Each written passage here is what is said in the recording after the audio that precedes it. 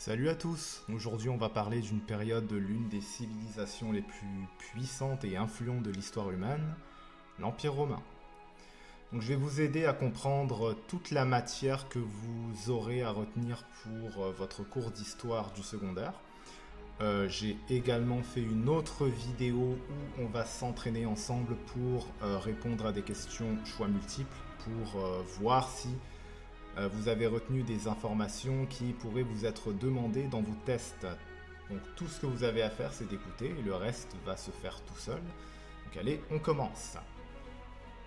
Donc de ses modestes débuts dans la ville de Rome à sa domination sur des territoires immenses, l'Empire romain a laissé une empreinte indélébile sur la culture, la politique, l'architecture et bien plus encore. Donc, l'Empire romain ne se résume pas uniquement à la guerre.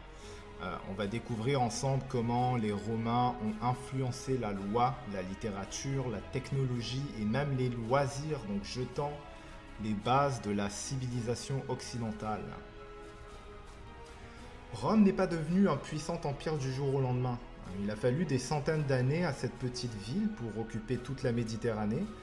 La société romaine antique a duré plus de 2000 ans.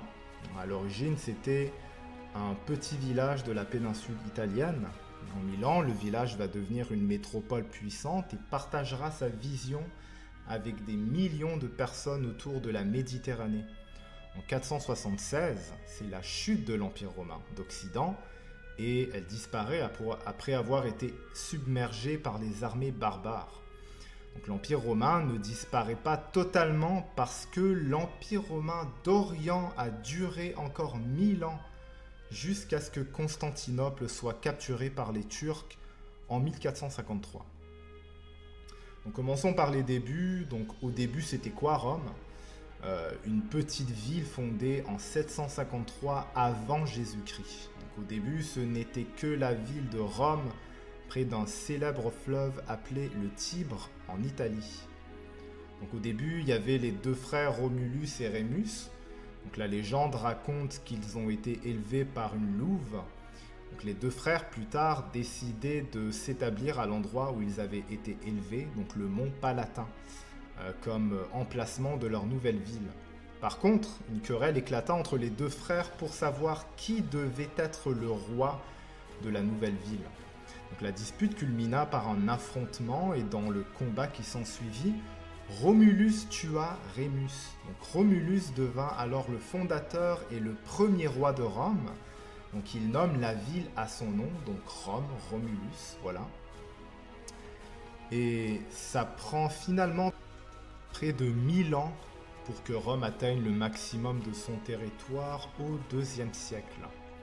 Donc Rome n'a pas toujours été un empire. Au départ, c'était une monarchie comme beaucoup d'autres pays du pourtour méditerranéen. C'est donc un roi qui contrôle la cité à partir de 753 avant Jésus-Christ. Donc jusqu'au dernier roi, le roi Tarquin le Superbe en 509 avant Jésus-Christ. Donc dans le cas de Rome, les rois n'étaient pas choisis par lignée. Donc c'est par sang si vous préférez. Comme les monarchies les plus connues aujourd'hui, comme par exemple la monarchie britannique.